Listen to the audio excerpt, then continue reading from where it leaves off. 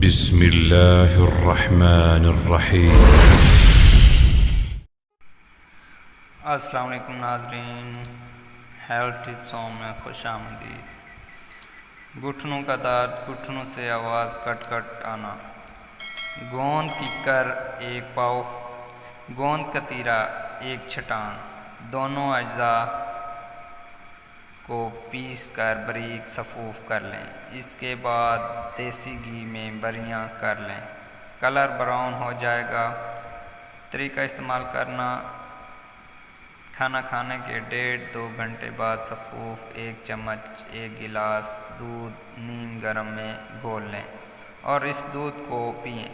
2 हफ्ते में रिज़ल्ट मिलेगा इंशाअल्लाह ताला। जोड़ों का दर्द, घुटनों में दर्द दूर हो जाएगा और घुटनों जोड़ों में लेसदार रतूबत बहाल हो जाएगी।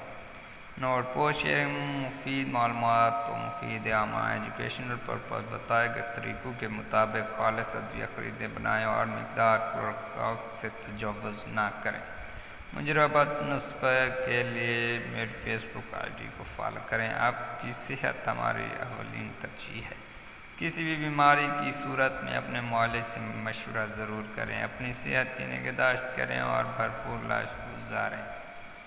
अपना और अपने प्यारों का ख्याल रखें और हमें दुआओं में याद रखें। इंशाअल्लाह नेक्स्ट वीडियो में आपके साथ मुलाकात होगी। तब तक के लिए इजाज़त दीजिए। अल्लाह हाफिज़।